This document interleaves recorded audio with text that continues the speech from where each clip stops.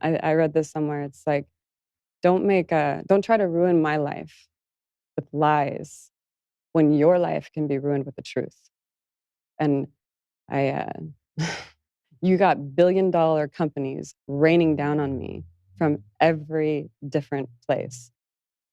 And do I really even need to say anything? Like, you're showing it. You're showing what you do to people. You're showing you don't give them a voice. You're showing you're not going to listen. You're not going to see a person past, what you've read in a very skewed article. You're showing what bullies you are against one voice here. One. I'm that petrifying to these billion-dollar companies? Well, good. I hope I am. And I hope everybody else becomes that. I mean, this is what they're afraid of. They're afraid of one voice. Imagine. Fear definitely could be the right word. I find it interesting that the Hollywood Reporter would do an article about Gina Carano's parents and how much money they have and what they do for a living, and just trying to give some insider information maybe on where their place of business is, things like that. Why would that come out the day after? That's very interesting. Another person from Star Wars, Jordan Mason, he's got a little mention on StarWars.com. He's a cartoonist for Star Wars. I think he did some of their trading cards or something like that.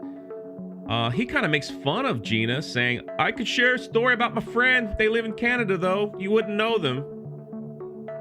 Saying, I love her defense. Basically, Pedro got to say trans people deserve recognition, but I say the opposite on how someone gets in trouble. Now, they're entitled to their opinions. It's just interesting to me that more Star Wars people from StarWars.com are coming out and just want to put their 2 cents in. This is Maggie Lovett. Maggie Lovett thinks this is about her. It would appear that Gina doesn't know how to tell the truth, since none of us are creative directors at Lucasfilm, and the GoFundMe didn't mention her. The GoFundMe she's talking about is the GoFundMe for the trans community that she started after Gina Carano's beep bop boop issue, I guess you'd say. It was kind of started out of hatred for Gina. And while Gina was trying to figure things out, because they think Gina is a transphobe, so they decided to start this GoFundMe. It was shared around by many Lucasfilm employees. And, listen, to raise money to help people is a good thing. So I commend her for that. It's hard to commend someone, though, to start something out of hatred.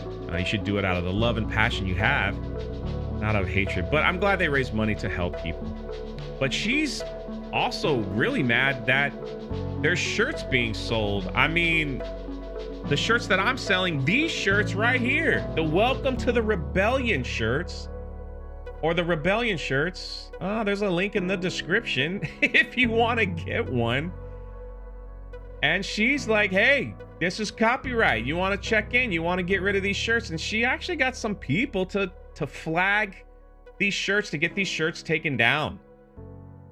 I didn't know there was a copyright over words, to be honest with you. I mean, you could say the same thing about your photo. You're holding a lightsaber in your avatar. Maybe that's copyright.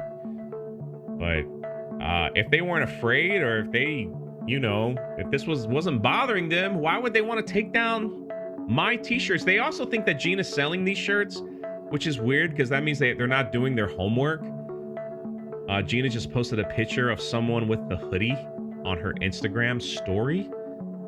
So obviously these people are stalking Gina's Instagram story and Twitter, trying to find something that they can make fun of her on. This is how they do business. This is what they do.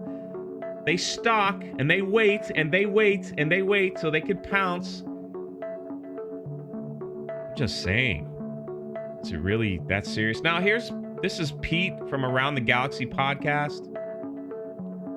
Me and Pete used to go back and forth a lot. Not so much anymore. Kind of had a little chit chat before the new year. But this is his opinion and this is his take.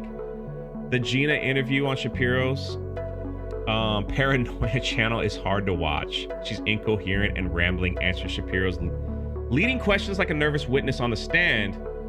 They are trying to make her the poster child for wrongful cancel culture, and she's as convincing as Cara Dune. Kind of making fun of her acting.